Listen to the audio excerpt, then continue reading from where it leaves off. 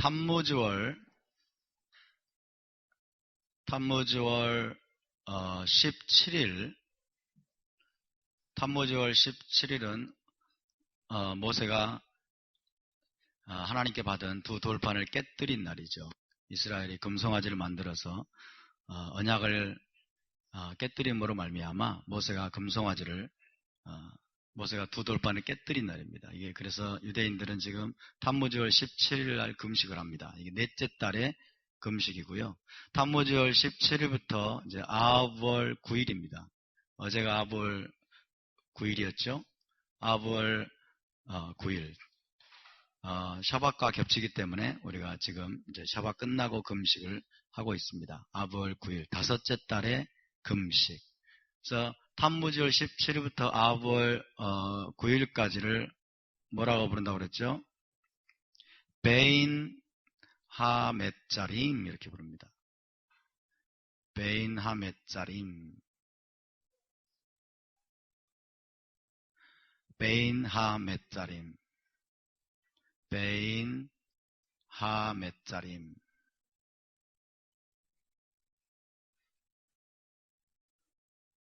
그래서 베인은 사이란 뜻이고요. 베인, 사이, 뭐뭐 사이다. 하멧자림은 협곡들.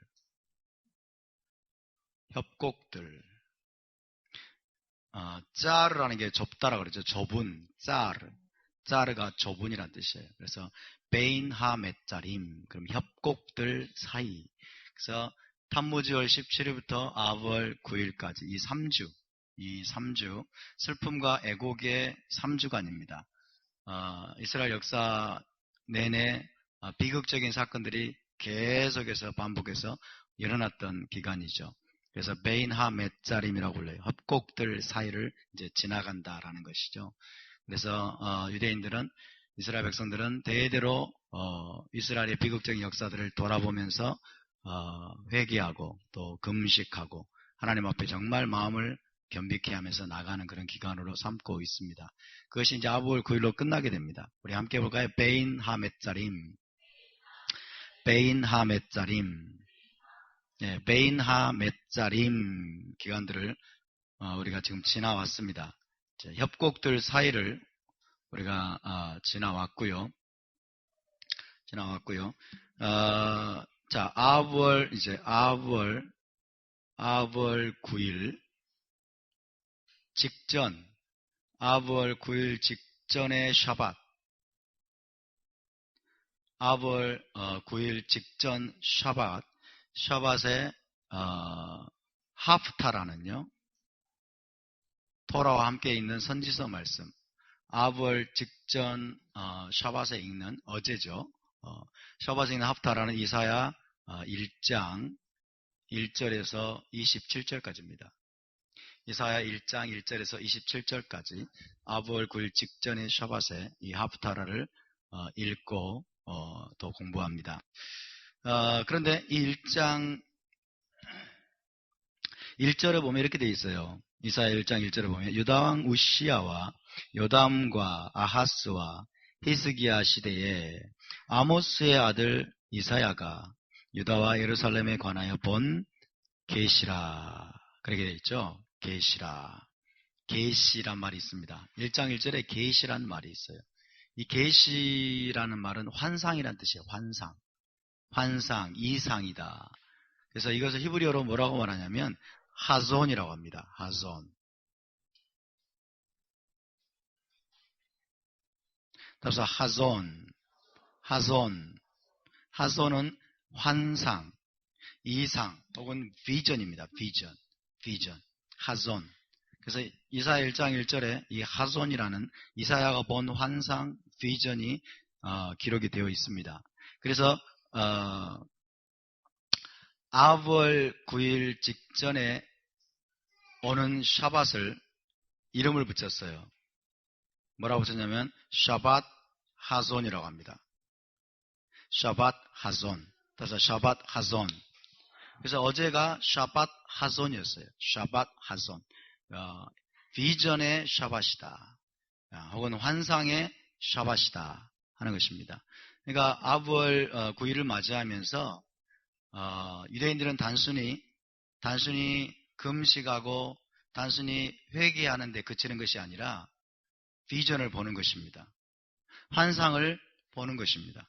장차 임하게 될 하나님이 주시고자 하는 그 영광스러운 미래에 대한 비전, 하존을 꿈꾸는 것이에요. 그래서 아부월 굴 직전 샤밧을 샤밧 하존이라고 부르고 이제 이사야 1장 1절에서 27절을 낭독을 하고 공부를 하게 됩니다. 그런 다음에 아부월 9일 당일에는 아부월 9일 당일에는 여러분이 말씀드린 것처럼 예레미야 에가를 공부를 하죠. 예레미야 에가를 읽고 공부를 합니다. 그래서 이 에가는 히브리어로 뭐라고 그랬어요? 히브리어로 에카라고 합니다. 에카. 따라서 에카. 예, 에카 이렇게 돼요. 예레미야 1장 1절이 이 에카라는 단어로 시작되고 있어요. 에카. 에카는 무슨 뜻이냐면 어찌하여 이런 뜻이에요. 어찌하여 이런 일이 벌어졌는가.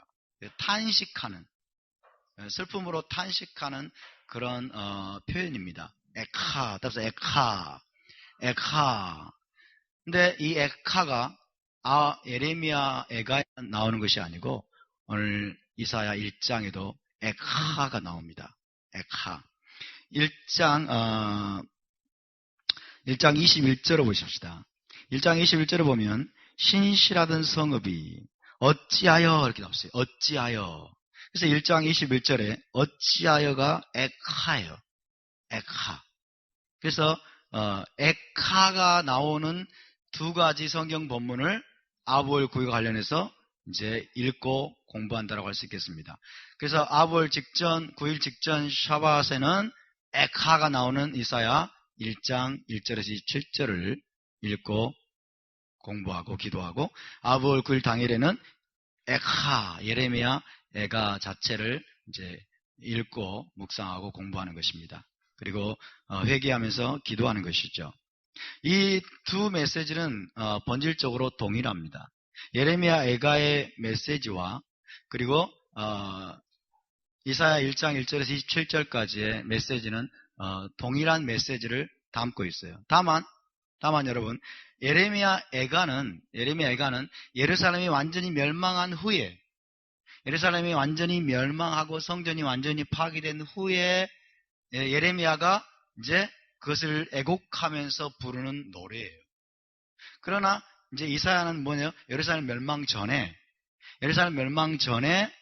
지금 예루살렘의 그 죄악된 상황, 예루살렘을 하여금 멸망할 수밖에 없게 만드는 유대인들의 영적 상태를 지금 신랄하게 고발하고 또 주님께서 책망하시는 내용으로 기록이 되어 있습니다. 그래서 두 내용은 본질적으로 동일한 메시지다라고 생각하시면 되겠습니다.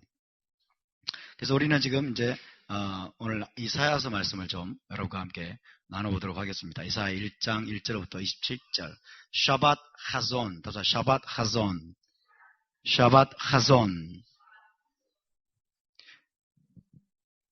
아부월 9일에 대표적으로 어떤 일이 있었습니까? 대표적으로 제1성전, 제2성전이 파괴됐어요. 성전이 파괴됐다. 성전이 무너졌다. 이것이 우리에게 어떤 의미가 있습니까? 저와 여러분 너무나 무덤덤합니다. 우리는 아무 느낌이 없어요. 왜? 성전과 함께 살아본 적이 없거든요. 그렇죠? 성전이 있던 시대에 살아본 적이 없기 때문에 이것이 얼마나 슬프고 고통스럽고 이것이 얼마나 통곡할 만한 일인지를 잘 몰라요. 성전이 없이 산 지 지금 2000년 가까이 됐어요. 그렇죠? 근데 여러분 성전이 사라졌다고 하는 것은 이거는 정말 기가 막힌 일이에요. 너무나 통탄할 만한 일입니다. 성전은 하나님의 왕궁입니다. 성전은 하나님의 왕궁으로서 그 안에 실제적으로 하나님이 계셨습니다. 눈에 보이는 방식으로 하나님의 셰키나가 실제적으로 하나님이 실제로 그곳에 보좌를 삼으시고 그곳에 거처를 삼으시고 이 땅에 거주하셨어요. 그래서 유대인들은 그때 당시 성전이 서 있었을 때 유대인들은 어떤 축복을 누렸냐면 성전에 가면 실제로 하나님을 만난다는 거였어요. 성전에 가면 실제로 물리적으로 하나님을 만나요. 하나님을 예배하고 하나님과 동일한 식탁을 공유하면서 하나님과 펠로우십을 누릴 수 있는 하나님과의 진정한 차원의 친밀함을 누릴 수가 있었습니다. 성전에 가면 늘 하나님이 거기서 기다리고 계시는 거예요. 그런데 그 하나님의 거처가 사라져버렸어요. 이제 하나님이 계시지 않아요. 예루살렘은 하나님이 거주하시는 도시였어요. 예루살렘에 하나님의 왕궁이 실제로 있었습니다. 하나님의 통치 본부가 있었고 실제로 하나님의 영광의 구름으로 그곳에 내려오셨고 임하셨어요. 근데 그것이 파괴됐다고 하는 것은 여러분 이것은 이스라엘 백성뿐만 아니라 인류 전체에게 굉장한 손실입니다. 어마어마한 손실이죠. 모든 것을 잃어버린 것 같아요. 모든 것을 잃어버린 것 같습니다. 그래서 유대인들은 이것으로 인해서 너무나 슬퍼하고 애곡한 것입니다. 성전이 파괴됐습니다. 2번씩이나 파괴됐어요. 저와 여러분이 그 성전 시대에 살아보지는 못했지만 이런 슬픔과 이런 비극이 우리 가운데 어느 정도 여러분 느껴질 수 있기를 바랍니다. 아멘. 우리가 말씀을 공부하면 공부할수록 토라를 알아가면 알아갈수록 히브리적인 유산을 우리가 배워가면 배워갈수록 이것이 우리의 가슴속 깊은 곳에서 점점 실제적으로 여러분 느껴져야 될 줄로 믿습니다. 할렐루야. 그 성전이 다시 회복될 것입니다. 할렐루야. 이게 얼마나 놀라운 축복이겠습니까? 다시 예루살렘의 성전이 세워지게 되고 다시 그곳에 하나님이 거처를 삼으시고 실제로 하나님이 그곳에 다시 내려오십니다. 그곳에 거주하십니다. 그래서 열방의 모든 백성들이 예루살렘 성전에 가면 실제로 하나님을 만난다. 지금 우리가 영적으로 하늘 성전에 들어간다고 말은 하지만은 정말로 여러분 하늘 성전의 깊은 곳에 들어가서 예배하는 것이 무엇인가를 아는 사람들은 거의 없을 거예요. 너무나 추상적이에요. 너무나 멀리 느껴지고, 그렇죠? 너무나 애매모호하고 희미합니다. 그러나 예루살렘 성전에 하나님의 영광의 구름이 머무시고 그곳에 가면 우리가 여러분 그분과 언약의 식탁에 함께 식사하고 교제할 수 있고 그분을 실제로 만날 수 있고 그의 음성을 들을 수 있다고 하는 이 어마어마한 축복이 여러분 다시 회복될 줄로 믿습니다. 그 회복을 위해서 우리가 여러분 부르짖고 기도하는 시간이 바로 이 아볼 9일의 금식입니다. 할렐루야. 이런 여러분 이해가 없기 때문에 지금 수많은 기독교 신학자들과 목회자들과 크리스찬들이 뭐라고 말합니까? 성전은 다시 세워질 필요가 없다라고 얘기하는 거예요. 성전은 다시 세워질 필요가 없다. 우리의 마음 성전으로 우리가 성전이다. 대치됐다는 거예요. 대치됐다. 이게 대체 신학이에요. 예루살렘 성전이 여러분 크리스찬들 교회가 바로 성전으로 성전된 교회로 대치가 됐다. 이스라엘이 이방인 교회로 대치가 됐다. 율법이 모세의 토라가 그리스도의 법으로 대체가 됐다. 이게 대체 신학이에요. 구약의 절기들이 이제는 성탄절, 부활절로 대체가 됐다. 그렇게 그들은 말은 하지 않지만 실제로 행동은 그렇게 하고 있어요. 대체가 됐다. 안식일이 이제는 일요일로 주일로 대체가 됐다. 이것이 바로 대체 신학인 거예요. 그러나 여러분 하나님의 교회, 메시아 예수와의 교회가 성전된 것은 맞습니다. 우리는 성전으로 지금 지어져 가고 있습니다. 할렐루야. 그러나 그것은 예루살렘 성전을 대치하는 것이 아니라 예루살렘 성전을 우리가 대신하는 것이 아니라 여러분 예루살렘에도 성전이 세워지게 될 것이고 또한 저와 여러분도 성전으로 함께 유대인들과 함께 여러분 지어져 가고 있음을 믿으시기 바랍니다. 할렐루야. 그래서 오늘은 이사야 1장 말씀을 함께 좀 나눠보도록 하겠습니다. 이사야는 어떤 사람입니까? 1장 1절에 이사야가 살았던 시대, 이사야가 부름받았던 시대를 이야기하고 있죠.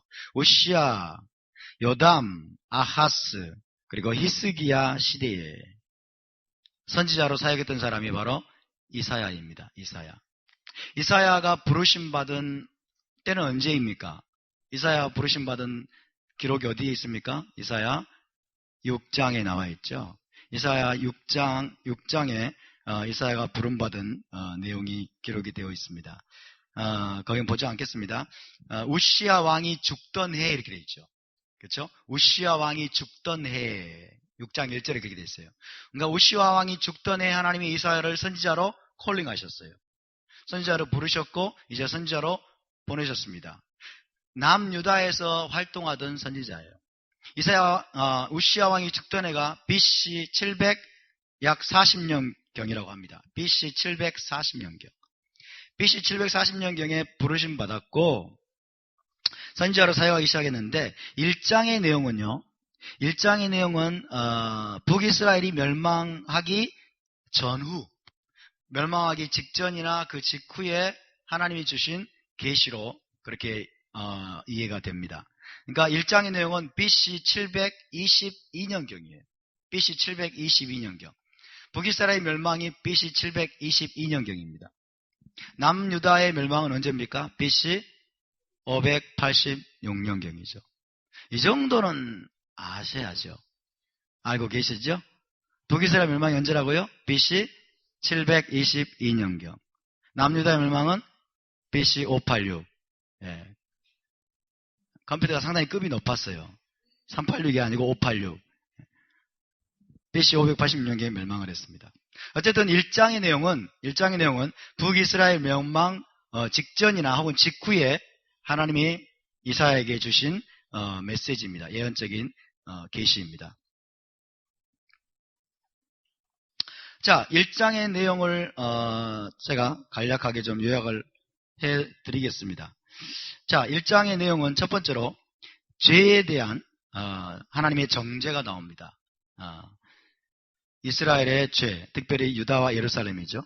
이스라엘의 죄에 대한 하나님의 정죄가 나오고 있고요. 1장 2절부터 이제 쭉 그런 내용이 나오고, 그 다음에 두 번째는 유다와 예루살렘의 운명에 대한 경고가 나옵니다. 유다와 예루살렘의 운명에 대한 경고, 죄를 회개하지 않을 경우에는 이렇게 될 것이다.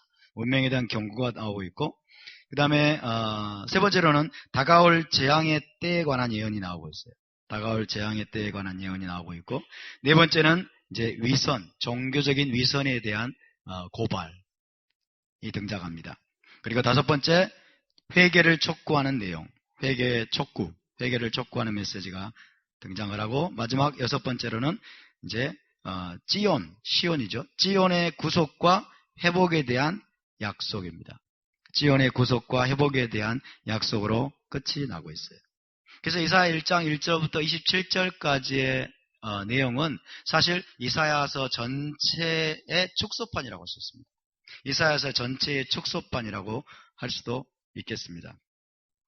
자, 오늘 시간이 많은 관계로 우리가 함께 이사야 1장 1절부터 27절까지 함께 먼저 교독을 한번 해보겠습니다. 1장 1절부터 27절까지 제가 1절을 먼저 읽습니다. 유다왕 우시야와 요담과 아하스와 히스기야 시대에 아모스의 아들 이사야가 유다와 예루살렘에 관하여 본 계시라.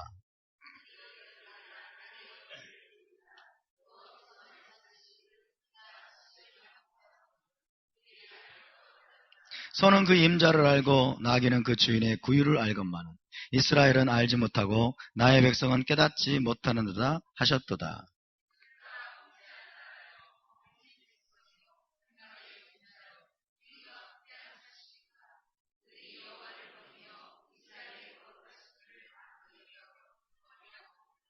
너희가 어찌하여 매를 더 맞으려고 폐역을 거듭하느냐. 온 머리는 병들었고 온 마음은 피곤하였으며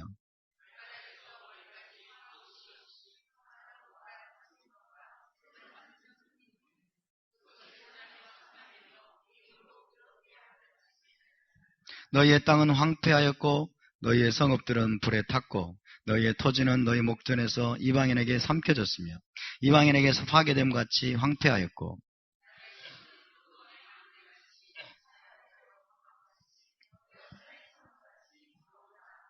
만군의 여호와께서 우리를 위하여 생존자를 조금 남겨두지 아니하셨다면 우리가 소돔 같고 고모라 같았으리로다.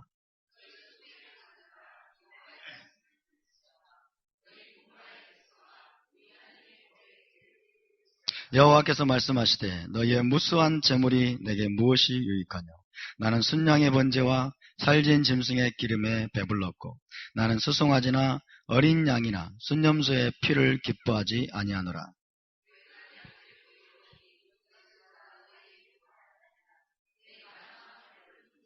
헛된 재물을 다시 가져오지 말라. 분향은 내가 가증 여기는 바요 월삭과 안식일과 대회로 모이는 것도 그러하니 성회와 아울러 악을 행하는 것을 내가 견디지 못하겠노라.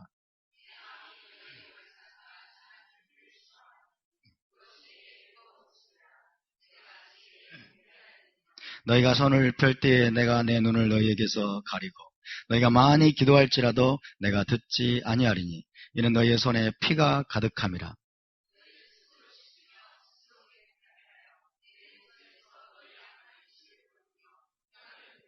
선행을 배우며 정의를 구하며 학대받는 자를 도와주며 고아를 위하여 신원하며 과부를 위하여 변호하라 하셨느니라.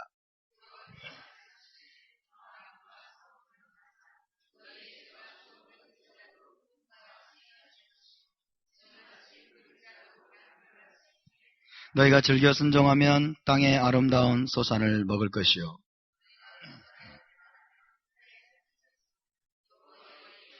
신실하던 성읍이 어찌하여 창기가 되었는고 정의가 거기에 충만하였고 공의가 그 가운데 거하였더니 이제는 살인자들 뿐이로다.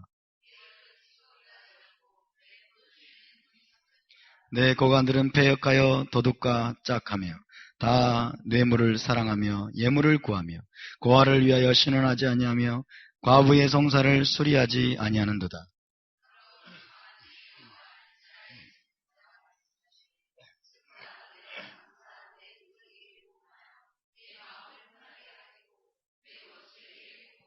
내가 또 내 손을 내게 돌려 내 찌꺼기를 잿물로 씻듯이 녹여 청결하게 하며 내 혼잣물을 다 제하여 버리고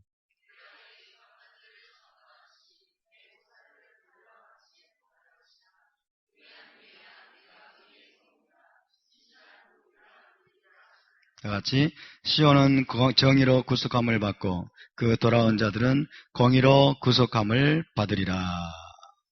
아멘. 우리가 이사야 1장 말씀을 보면 지금 유다와 예루살렘 그리고 사실 온 이스라엘이 이미 하나님께 엄청나게 범죄하고 패역함으로 말미암아 상당히 지금 징계를 많이 받았다는 것을 알 수 있습니다. 이미 징계를 받은 상태입니다. 이미 징계를 받은 상태예요.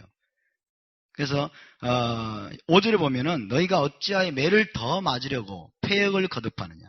온 머리는 병들었고 온 마음은 피곤하였고 발바닥에서 머리까지 성한 곳이 없이 상한 것과 터진 것과 새로 맞은 흔적뿐이거늘.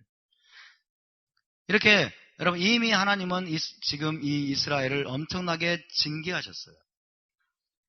엄청나게 하나님께 두들겨 맞고 터진 어떤 흔적으로 가득 차 있음에도 불구하고 여전히 유다와 예루살렘은 회개하려고 하지 않는 상황을 이야기해주고 있습니다.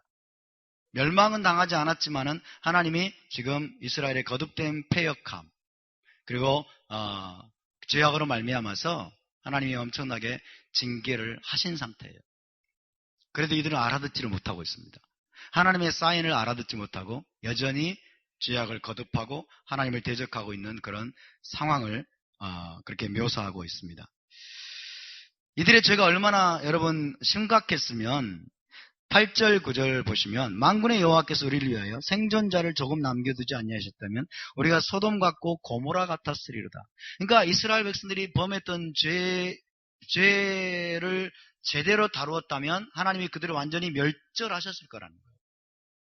그래서 하나님은 10절에서 실제로 이렇게 부르죠. 너희 소돔의 관원들아. 이미 지금 예루살렘이 소돔성처럼 되어버렸다는 거예요. 이 죄악됨이, 그 패역함이 소돔과 고모라처럼 되어버렸다는 거예요. 그래서 소돔의 관원이라고 부르고 있습니다. 너희 소돔의 관원들아, 여호와의 말씀을 들을지어다. 너희 고모라의 백성아, 우리 하나님의 법에 귀를 기울일지어다. 너희 고모라의 백성아.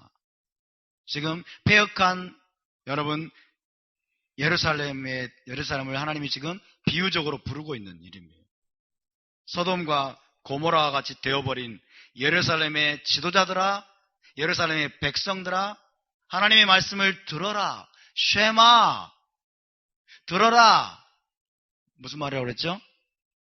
하나님의 말씀에 순종하는 삶으로 돌아오라는 거예요.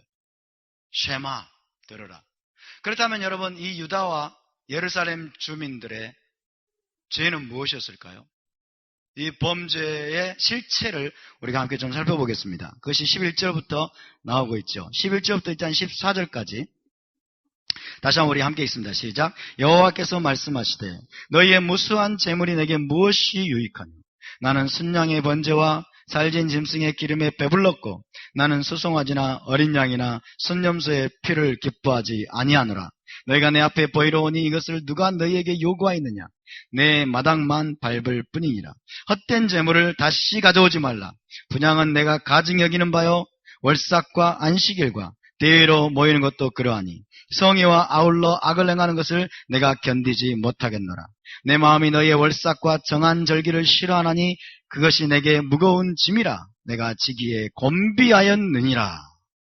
자, 이 내용만을 얼핏 보면은 하나님이 번제도 기뻐하지 않으시고 소제물도 하나님이 원하지 않으시고 그리고 월삭과 절기와 이런 성회도 하나님이 싫어하신다는 그런 의미로 들립니다.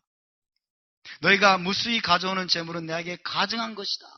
누가 가져오라고 그랬느냐? 내 마당만 밟을 뿐이다.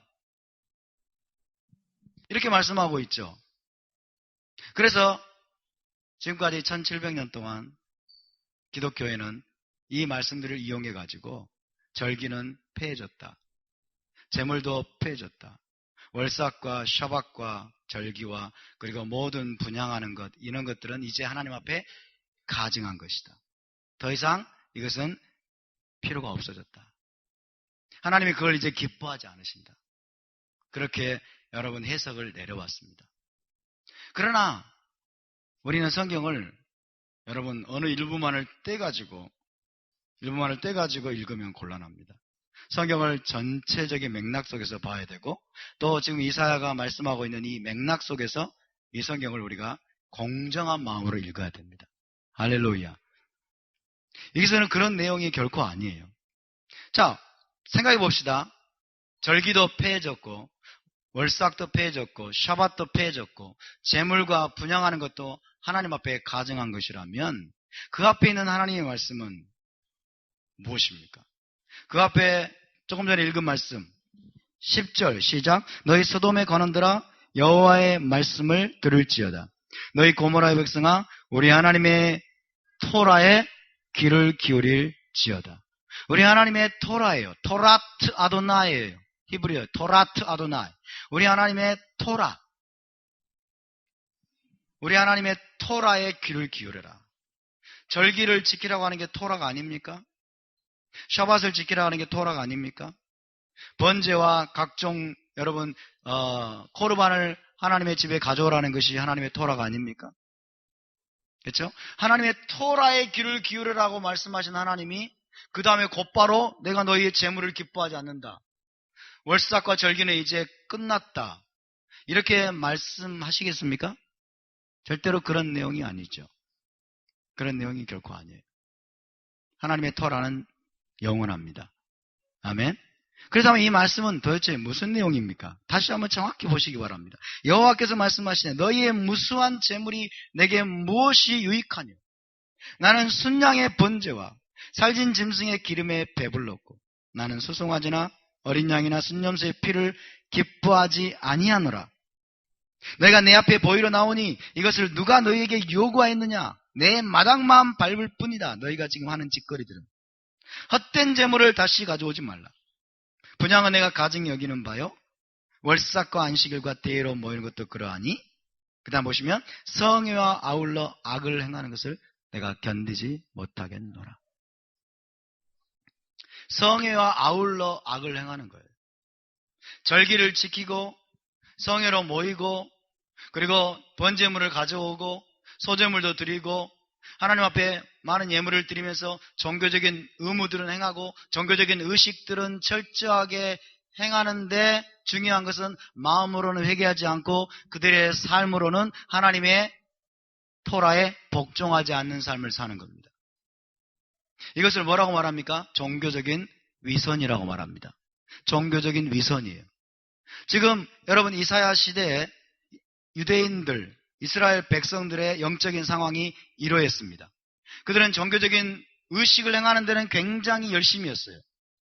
종교적인 허영과 거칠애와 하나님의 제단에 뭔가를 가져와서 드리고 월삭과 절기를 지키는 것은 철저하게 행하려고 했습니다. 그런데 문제는 하나님의 말씀 앞에 복종하지 않아요. 마음으로는 회개하지 않습니다. 그들의 삶을 고치지 않아요. 그들의 행실을 고치지 않아요. 그들이 도덕적으로는 파산 상태였어요. 도덕적으로는 너무나 타락했어요. 너무나 타락한 상태예요. 이웃에게 악을 행하고 이웃의 것들을 강탈하고 뒤에 나옵니다마는 재판관들은 다 뇌물을 받고 하나님의 공의와 하나님의 정의를 무너뜨리는 엉망진창의 삶을 살고 있었던 거예요. 그러니까 삶은 엉망이고 삶으로는 하나님 앞에 굴복하지 않아요. 삶으로는 하나님의 토라를 듣지 않아요. 도덕적인 상태는 완전히 파산 상태예요. 그런데도 종교적으로는 열심히 번제물 가져오고 열심히 월삭 대회로 모이고 샤밧 지키고 의식적인 것들은 철저하게 행했습니다. 하나님이 이런 상황에 대해서 뭐라고 말하냐면 이것은 내 앞에 가증한 것이라고 말합니다. 성회와 아울러 악을 행하는 것을 내가 견디지 못하겠다. 너희의 그런 상태에서 가져오는 무수한 재물이 내게 무엇이 유익하냐? 내 마당 뜰만 밟는 것이다. 내 마당만 더럽히고 밟는 것일 뿐이다. 그렇게 말씀하는 거예요. 그래서 여러분,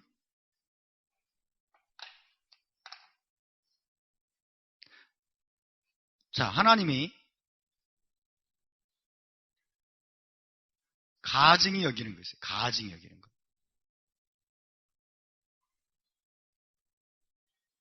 하나님이 가증하다는 게 토에바라고 그러죠. 토에바. 하나님이 토가 나온다.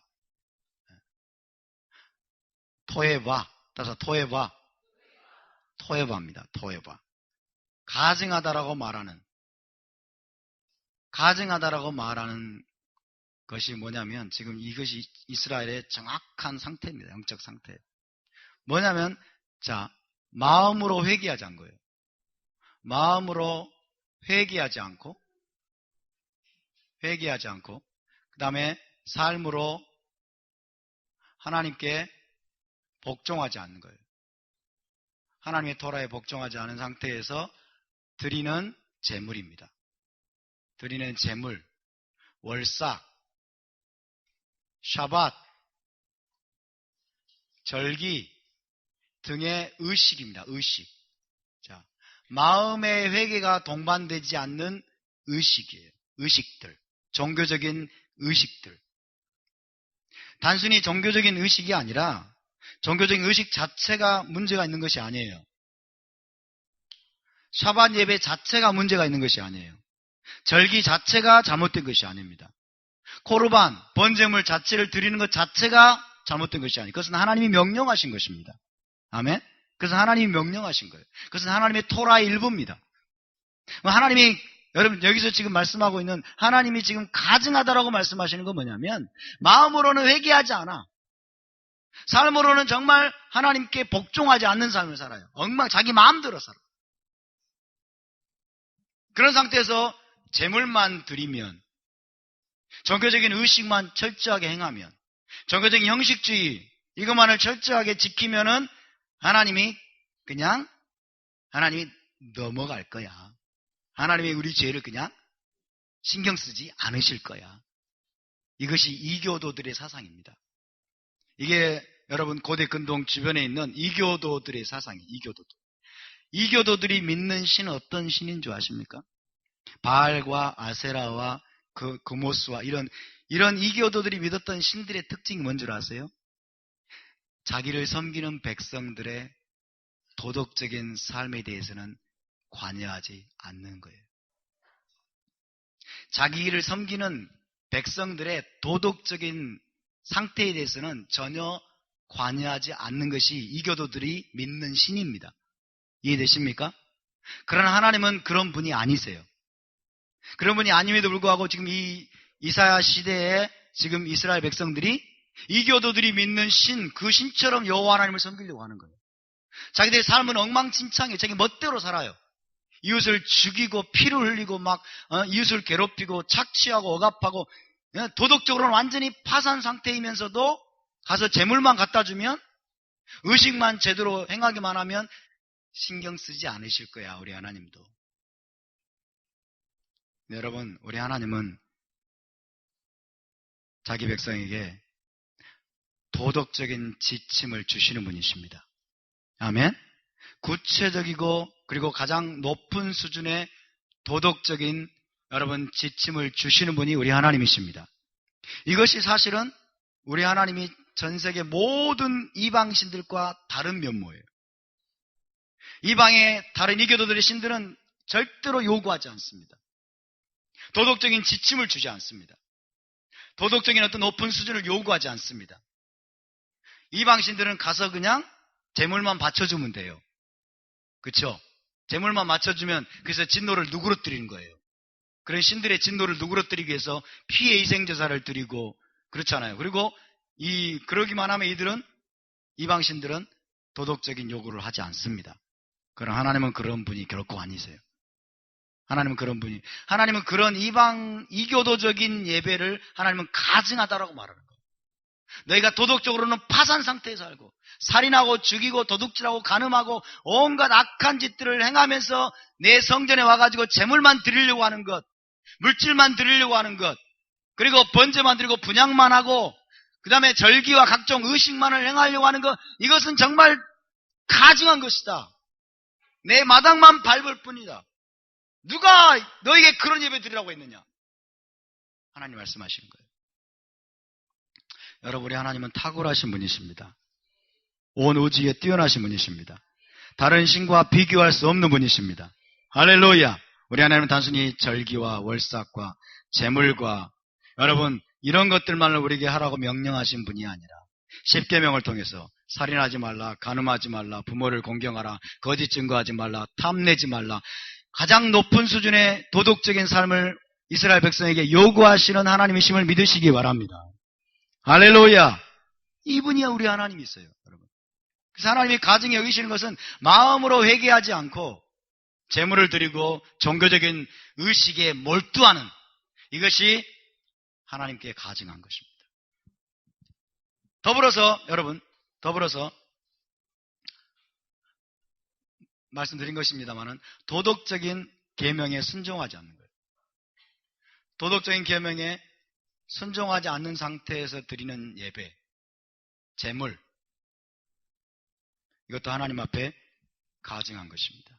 이웃을 사랑하라, 나그네를 대접하고 노인을 공경하고 권위에 순복하고 이웃에게 거짓 증거를 하지 말고 탐내지 말고 도둑질하지 말고 이런 도덕적인 계명들이 토라에는 굉장히 많습니다. 이런 도덕적인 계명들은 다 짓밟아버린 상태에서 여러분 하나님께 그냥 예배만 드리면 된다고 생각하는 종교적인 의식에 여러분 의식만을 철저하게 행하면 된다라고 생각하는 이것이 가증한 것이라고 말합니다. 이런 것을 종교적인 위선이라고 말합니다. 종교적인 위선, 히포크리시. 이것이 여러분 첫 번째로는 이사야 시대뿐만 아니라 열왕기 시대죠. 이사야 시대 이스라엘의 상태이고요. 그 다음에 1세기 유대인들의 상태였어요.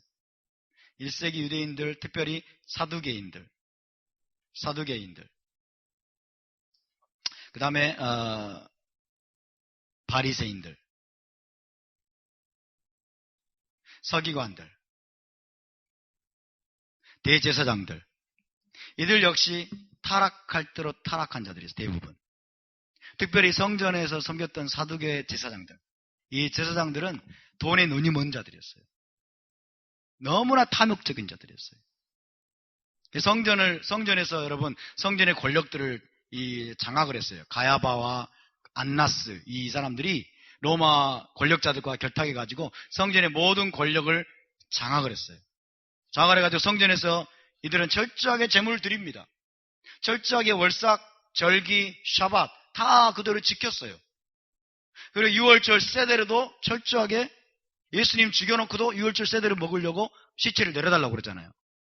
그렇죠? 유월절 세대를 철저하게 다 행했습니다. 근데 이들은 악한 자들이었어요. 이들의 내면은 더러운 것들로 가득한 자들이었어요. 탐심으로 가득한 자들이었어요. 그래서 여러분, 이들은 성전에 되어지는 모든 그 의식들과 그 모든 것들을 돈벌이 수단으로 삼았습니다. 성전에 들어오는 모든 째다카, 돈들과 그 다음에 성전세 이런 것들을 받아가지고 그 다음에 비둘기를 팔고 이러면서 장사해가지고 어마어마한 부를 축적했던 자들이에요. 그 부를 가지고 또 로마의 권력자들에게 뇌물을 주고 자신들의 그 권력을 유지해왔던 자들. 이들이 안나스, 가야바 등의 사두개인들, 그리고 많은 바리새인들, 많은 종교 지도자들이었어요. 그러니까 이사야 시대에 여러분 이스라엘의 이 타락하고 부패한 영적 상태는 1세기 유대인들의 그리고 유대계 지도자들의 타락하고 부패한 영적 상태와 똑같은 것이었어요. 똑같은 것이었습니다. 그렇다면 여러분 그걸로 끝날까요? 그렇지 않습니다. 오늘날 교회의 모습입니다. 오늘날 교회의 모습, 특별히 교회의 지도자들. 늘 지도자들이 항상 문제죠. 오늘날 교회의 모습이 지금 이사야 1장의 모습을 그대로 보여줍니다. 오늘날 교회의 모습은 어떻습니까? 오늘날 교회는 성경에서 말하는 절기, 월삭, 제물 이런 거는 다 폐했어요.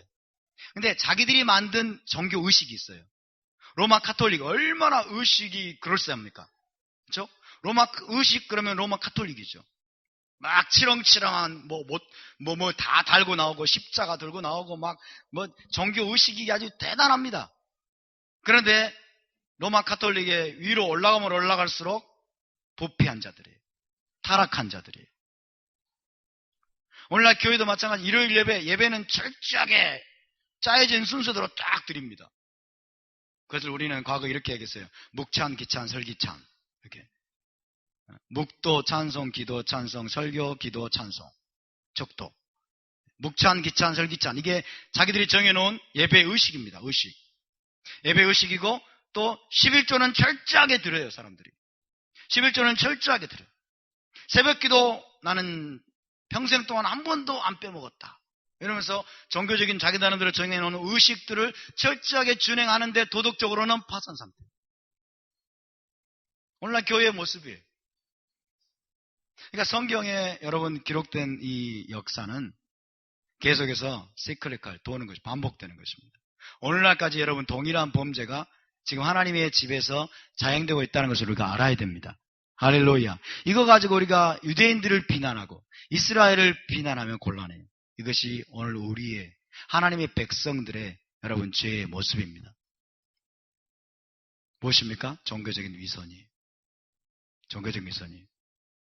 하나님 앞에 11조는 철저하게 드리고 예배는 안 빼먹고 드리려고 하고 하나님에 대한 어떤 의무들은 철저하게 종교적인 의식들은 철저하게 행하려고 하면서도 삶은 엉망진창이에요. 삶으로는 하나님을 공경하지 않아요. 자신의 행실로는 하나님의 이름을 더럽힙니다. 세상에 나가서는 온갖 사기를 다 칩니다. 기독교 사업가들이 성구 사업을 하고 강대상 판매 사업을 하고 교회에서 음향 시스템을 설치해주는 사업을 하면서 장로들, 안수집사들이 어마어마하게 사기를 쳐먹습니다. 이런 일들이 비일비재해요. 비일비재. 이것이 여러분 바로 이 모습이에요. 종교적인 위선이에요.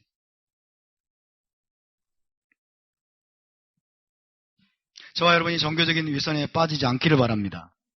그런 모습 우리 안에 있다면 우리가 회개할 수 있기를 바랍니다. 할렐루야.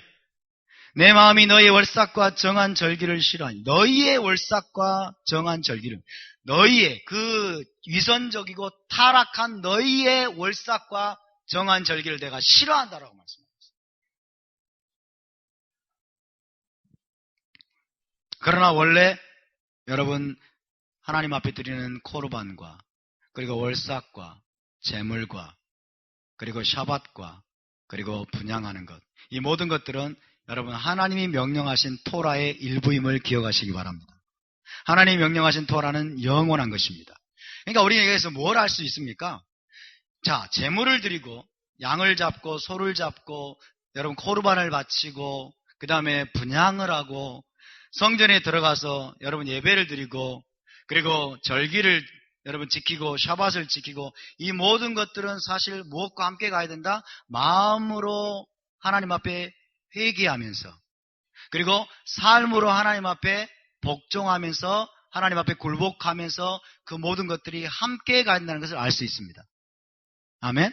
마음이 동반되지 않으면 그리고 삶으로 하나님께 복종하는 그것이 동반되지 않으면 이것은 가증한 것이에요. 그러나 우리가 우리의 삶 속에서 우리의 마음 속에서 정말로 하나님을 왕으로 모시고 그분의 모든 계명에 우리가 순종하는 상태에서 드리는 모든 제물과 모든 절기, 월삭, 모든 종교적인 하나님이 정하신 의식들은 하나님이 기뻐하는 것임을 믿으시기 바랍니다. 할렐루야. 하나님은 일구이연하시는 분이 아닙니다. 그러므로 이 말씀을 우리가 잘 이해해야 됩니다. 그래서 하나님이 그 이유를 말씀하고 있죠. 15절에서 너희가 많이 기도할지라도 내가 듣지 아니하리니 이는 너희의 손에 피가 가득함이라. 피가 가득함. 너희 손에 피가 가득하다. 사람들을 죽인 피가 가득하다. 이것이 이유입니다. 이 피라고 하는 단어가 뭡니까? 피는 뭘 상징해요? 생명이죠. 생명을 죽이는 일들이 가득했다는 거예요. 이스라엘 백성들의 삶으로 사람들을 죽이는 일, 실제로 막 칼로 찔러 죽이고 뭐 이런 것도 물론 있었습니다만은 더 중요한 건 생명을 파괴하는, 다른 사람의 생명을 억압하고 착취하고 고아와 과부를 멸시하고 이런 범죄가 가득했다는 거예요. 하나님이 그것 때문에 이들이 가져오는 재물을 가증하다고 말씀하시는 거예요.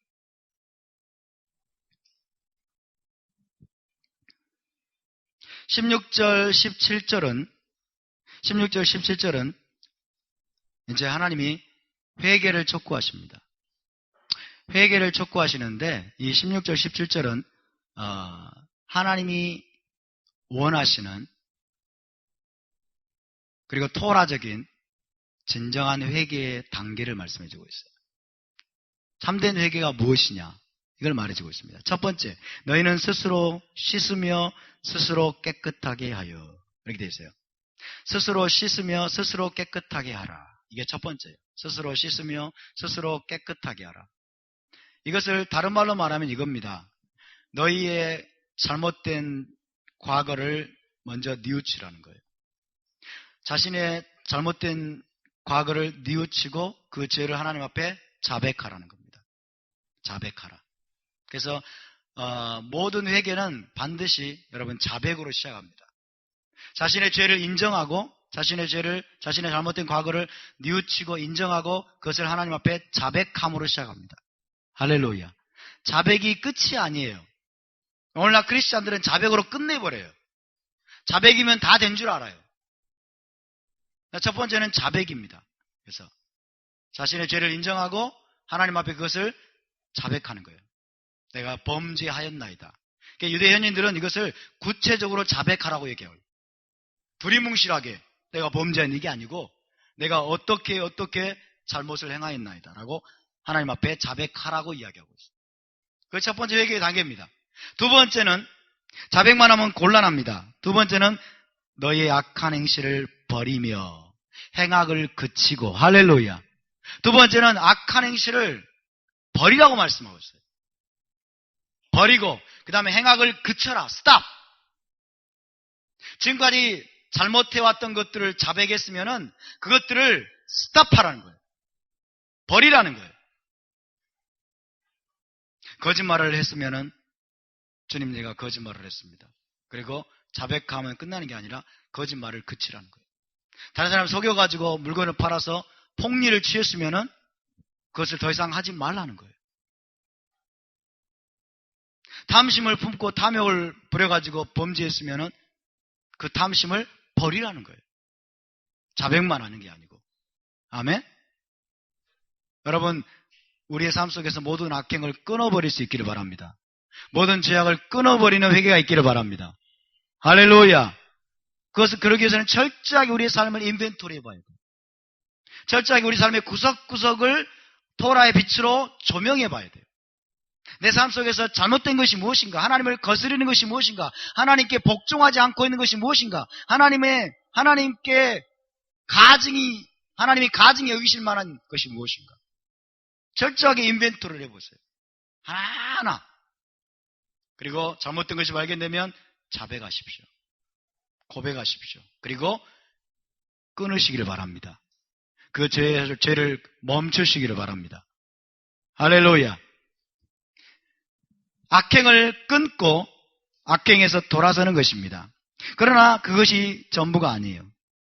세 번째는 선행을 배우며 정의를 구하며 학대받는 자를 도와주며 고아를 위하여 신원하며 과부를 위하여 변호하라. 세 번째 마지막 단계는 뭡니까? 적극적으로 선을 행하라는 것입니다. 아멘? 적극적으로 하나님이 행하라고 말씀하신 의로운 행위를 행하라는 거예요. 적극적으로 의를 행하라. 고아와 과부를 위해서 신원해주고 그들의 억울함을 풀어주고 가난한 자를 도와주고 구제해주고 어려움 당한 자가 있으면 그를 도와줘서 그 어려움에서 벗어나도록 해주고 길을 찾지 못해서 헤매는 자들이 있으면 그를 도와서 길을 찾도록 도와주고 적극적으로 의를 행하라는 거예요. 여러분, 이것이 회개의 완성입니다. 아멘? 진정한 회개의 완성은 하나님께서 토라에서 명령하신 그 모든 의로운 행실을, 미츠보트를 우리의 삶 속에서 적극적으로 행하는 데까지 나아가는 것입니다. 아멘? 우리는 사실 적극적으로 의를 행하는데 굉장히 소극적인 것 같아요. 그렇죠? 저를 봐도 좀 그런 것 같고 여러분을 봐도 좀 그런 것 같아요. 악을 행하지 않는 것은 그래도 조금 열심히 애를 써. 그렇죠? 나쁜 짓 안 하고 죄를 범하지 않으려고 열심히 애를 쓰는 면들은 좀 있는 것 같아요. 근데 적극적으로 의를 행하는 우리 삶의 모든 영역에서 모든 순간순간에 하나님이 계명, 미츠보트를 선행을 적극적으로 의로운 행실을 행하는 면들은 좀 부족하지 않나 싶습니다. 여러분, 의로운 행실까지 나갈 수 있기를 바랍니다. 아멘. 이것이 예수께서 말씀하신 거예요. 너희 빛을 모든 사람 앞에 비추어. 너희 선한 행실을 보고 너희 아버지께 영광을 돌리게 하라. 그리고 요한계시록 19장에서 신부에게 하나님이 입도록 허락하신 세마포 그것이 뭐예요? 성도들의 악을 행하지 않은 것이니라. 이건 아니죠. 성도들의 의로운 행실이니라. 물론 악을 행하지 않은 것도 의로운 행실에 들어가겠죠. 그렇죠? 그러나 적극적으로 우리가 여러분 의를 행하는 그런 삶을 살아갈 수 있기를 바랍니다. 그래서 이 회개는 제가 볼 때는 이 회개는 한순간에 되지 않습니다. 회개는 프로세스예요. 프로세스. 상당히 오랜 기간을 두고 저와 여러분이 토라의 삶을 살 수 있도록 우리가 변화되는 것입니다. 이것이 바로 회개입니다. 그래서 엘루럴 1일이 시작이 되면 회개의 40일간이 되는 거예요. 40일 동안 회개하는 거예요. 40일 동안 계속해서 나를 고치는 거죠, 사실은. 그렇죠? 하나님의 토라와 일치되지 않은 내 삶을 계속해서 점검하면서 계속해서 하나님의 토라와 일치되도록 내 삶 자체, 내 행실 자체를 계속해서 고치는 과정을 통과하는 것입니다. 이것이 히브리적인 어떤 개념의 회개예요. 우리 오늘날 여러분 기독교인들에게 우리 회개의 40일을 보낸다고 하면 이해를 못할 겁니다. 그렇죠? 잘못했다고 그냥 고백하면 끝나는데 뭔 그렇게 잘못한 게 많아요. 40일 동안이나 잘못했다고 고백하냐. 그렇게 하겠습니다만은 그게 아닌 것이에요. 자백만 하는 것이 아니고 우리의 삶 속의 모든 영역들을 점검해서 악을 행한 것들이 있으면 여러분 다 끊고 악을 그치고 멈추고 그리고 이제 적극적으로 이웃과의 관계 속에서 우리가 선을 행하고 그 다음에 의로운 행실을 우리가 우리 삶 속에서 나타내는 삶으로 우리가 변화되는 것입니다. 할렐루야. 이것이 오늘 우리 주님께서 하나님께서 말씀하고 계시는 회개인 것입니다. 19절 20절 보면 지금 이 하나님의 책망에 대해서 어떻게 반응할 것이냐에 대해서 말씀하고 있어요. 어떻게 반응하에 따라서 결과가 달라집니다. 하나님이 우리의 죄를 지적하십니다. 하나님이 저와 여러분의 죄를 지적하십니다. 책망하십니다. 토라의 말씀으로 우리를 비춰가지고 우리의 모습을 정확하게 보여주십니다. 그리고 하나님이 정죄하십니다. 그리고 죄에서 돌아설 것을 촉구하십니다. 그럴 때 우리가 어떻게 반응하겠습니까? 너희가 즐겨 순종하면 땅의 아름다운 소산을 먹을 것이요 너희가 만약에 거절하여 배반하면 칼에 삼켜지리라. 여호와의 입의 말씀이니라. 여러분 이 말씀은 오늘날에도 그대로 효력이 있음을 믿으시기 바랍니다. 너희가 즐겨 순종하면 답사 순종은 즐거운 것이다. 아멘. 순종은 즐거운 것입니다. 순종은 여러분 특권입니다. 순종은 우리에게 축복입니다. 너희가 순종하면 어떤 일이 벌어진다고 했어요? 땅의 아름다운 열매를 먹을 것이요. 여러분 그러니까 이스라엘 백성의 순종이 무엇과 연결되어 있어요? 땅의 회복과 연결이 되어 있다는 거예요. 와우. 땅의 회복과 연결이 되어 있어요. 땅이 여러분 소산물을 안 내줘요. 아무리 농작물을 심어도 땅이 황폐해져 버려요. 그래서 풍성한 열매를 내질 않아. 이게 누구의 죄 때문이에요? 이스라엘의 죄 때문이에요. 그 땅에 거주하는 거주민들의 죄가 여러분 땅을 부패하게 만들고 땅을 황폐하게 만들어요. 그러나 이 땅에 거주하는 거주민들이 회개하고 하나님의 토라, 하나님의 명령에 여러분 공동체적으로 순종하게 되면 땅이 치유되고 땅이 회복되는 걸 믿으시기 바랍니다. 땅이 치유되고 지금 이 땅은 예루살렘 땅입니다. 이스라엘 땅, 약속의 땅, 언약의 땅이 지금 병들어 버렸어요. 땅이 황폐해져 버렸어요. 왜? 그 땅에 살고 있는 이스라엘 백성들 거주민들의 죄 때문에 땅이 황폐해져 버렸어요. 땅이 마치 소금 땅과 같이 돼 버렸어요. 그래서 추수할 게 없어요. 나무가 열매를 내지 않아요. 무화과 열매가 없고 감람나무에 소출이 없게 되고 그렇게 돼버리는 거예요. 너희가 즐겨 그러나 순종하게 되면 너희는 땅에 아름다운 열매를 먹게 될 것이다. 여러분 즐거움으로 순종하시기 바랍니다. 순종의 즐거움, 여러분 이것을 우리가 깊이 체험할 수 있기를 바랍니다. 순종하는 게 얼마나 기쁘고 즐거운지 그 행복을 우리가 맛볼 수 있기를 바랍니다. 순종은 절대로 무거운 게 아니에요. 그러나 너희가 거절하여 하나님의 토라를 거절하고 배반하게 되면 칼에 삼켜지게 되리라. 너희가 다 살육을 당할 것이다 라고 하나님이 경고하고 있습니다. 그리고 이 경고대로 되었습니다. 실제로 이 경고대로 되었어요. 오늘날에도 마찬가지입니다. 오늘날 유대인들이 지금 이스라엘 땅에 돌아왔습니다마는 아직도 돌아오지 못한 유대인들이 많이 있습니다마는 계속해서 여러분 하나님이 전 세계 가운데 반유대주의가 막 계속해서 들끓도록 지금 허락하고 계세요. 막 허락하고 계세요. 그래서 하나님의 경고의 사인입니다. 언약으로 돌아가라. 토라로 돌아가라. 근데 이들이 계속해서 거절하고 하나님을 배반하고 언약을 배반하는 삶을 계속해서 살게 되면 제2의 홀로코스트가 일어납니다. 제2의 홀로코스트가 일어나요. 스가랴서 13장의 말씀이죠. 그렇죠? 제2의 홀로코스트가 또 옵니다. 이것이 너무나 가슴 아픈 일이에요. 너무나 여러분 우리의 마음을 슬픔으로 가득하게 만드는 오늘날의 모습입니다. 이스라엘 땅을 보십시오. 여러분 지금 이스라엘 땅에 거주하는 유대인들의 상태를 보십시오.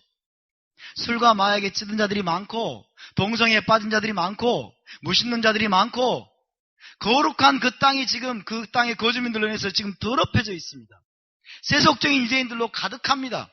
토라를 지키지 않는 자들로 인해서 그 땅이 지금 짓밟히고 있습니다.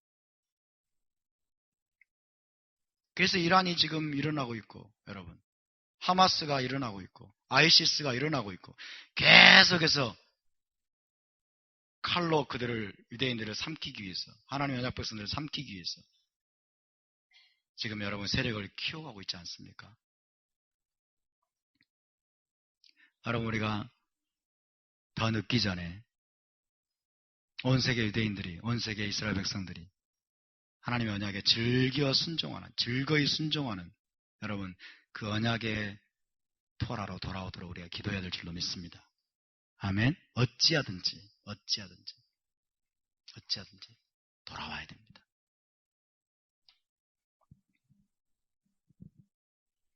(21절을) 보시면 신실하던 성읍이 어찌하여 신실하던 성읍이 어찌하여 창기가 되었는고. 정의가 거기에 충만하였고 공의가 그 가운데 거하였더니 이제는 살인자들 뿐이로다. 이사야 시대의 상황과 오늘날의 상황이 다르다고 생각하십니까? 이사야 시대의 이 유대인들, 이스라엘 백성들 이렇게 부패하고 살인자들 뿐이고 창녀와 같이 되어버렸는데, 오늘날 교회는 굉장히 거룩하고 오늘날 교회는 예수 믿었으니까 여러분 잘 되고 있다고 생각하십니까? 제가 볼 때는 다를 바가 없어요. 영적으로 똑같습니다. 우리는 이제 이것을 잘 알고 있습니다. 하나님의 언약을 버리고 예수 믿으면 다인 줄 알고 하나님의 계명의 말씀에 순종하는 삶은 거의 잃어버린 것이 오늘날 교회의 형편 아닙니까? 하나님 뭐라고 부르시겠습니까? 내 백성이 창녀와 같구나. 내 백성이 창녀와 같구나. 교회 안에까지, 교회의 지도자들이 동성애를 옹호하고 동성애자 이제 성직자들에게 안수를 해주고, 여러분 이런 상황이 빠른 속도로 지금 퍼져가고 있어요. 교회가 정말 창녀가 돼버렸어요. 음녀가 돼버렸어요. 그리고 하나님의 계명과 하나님의 토라는 이거는 고대 시대에나 적용되는 것이고 우리는 율법으로부터의 자유다. 그렇게 이야기하고 있는 거죠.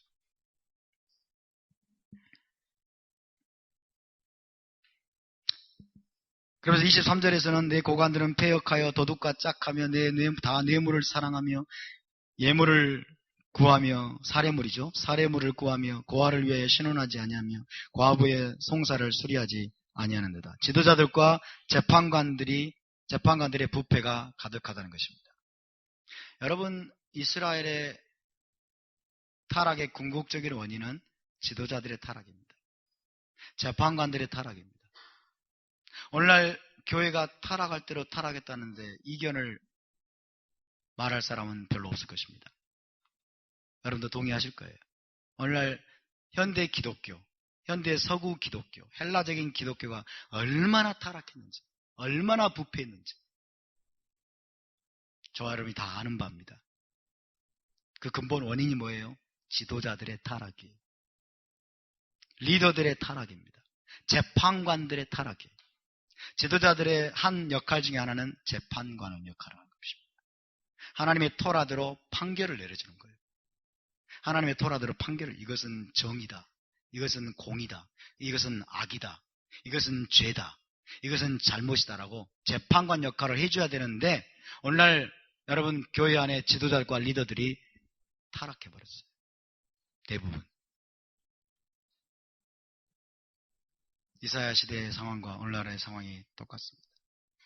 교회의 부패는 지도자들의 부패입니다. 너무나 가슴 아픈 일이에요. 여러분, 지도자들의 회복을 위해서 기도해 주시기 바랍니다. 리더들의 회복을 위해서 기도해 주시기 바랍니다. 목회자들이 깨어서 일어나도록 기도해 주시기 바랍니다. 할렐루야. 지도자들이 회복되지 않으면 소망이 없어요. 하나님이 그런 지도자들을 쓸어버릴 것입니다. 회개하지 않는 지도자들, 회개하지 않는 리더들 하나님이 마지막에는 쓸어버릴 거예요. 쓸어버릴 것이고 정말 순수하고 정결한 의로운 지도자들을 하나님이 새롭게 일으키실 것입니다.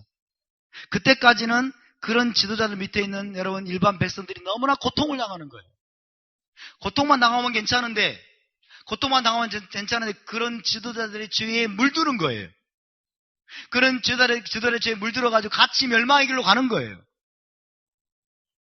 이것이 오늘날의 상황이 아닙니까? 근데 어떻게 우리가 아부월 9일에 금식하지 않을 수 있겠습니까? 그렇죠? 어떻게 밥이 넘어가겠어요?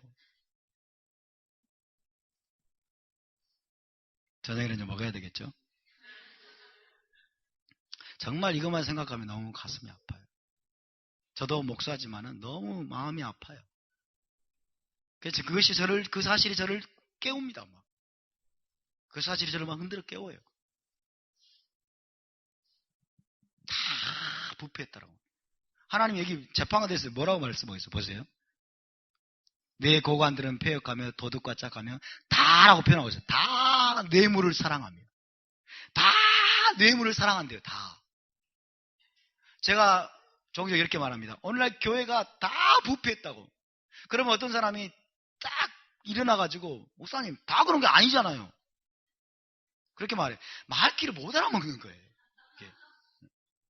교회가 다 부패했다. 지도자들이 다 부패했다라고 말하는 거예요. 이게 하나님이 다라고 말하는 거는 100%를 말하는 게 아니에요. 여러분. 이것은 그냥 관용 표현입니다. 거의 대부분이라는 뜻이에요. 거의 대부분. 물론 소수 남은 자들이 있습니다. 소수 남은 자들 때문에 사실은 이스라엘이 마지막에 회복되는 것입니다. 소수 남은 자들이 있기 때문에 사실 오늘날 교회 가운데 토라가 회복되고 히브리 뿌리가 회복되고 있는 줄 믿으시기 바랍니다. 그러나 다 부패했다고 말하는 것은 대부분을 말하는 거예요. 대부분을 말하는 거죠. 하나님이 다라는 표현을 쓰고 있어요. 그럼 이스라엘 시대에 다 부패했을까요? 전부 다 100%? 아니에요. 소수의 남은 자들, 신실한 자들이 물론 있을 것입니다. 그러나 그것은 전체 공동체에 아무 영향을 줄 수 없는 상태예요. 거의 대부분 부패하고 타락해가지고.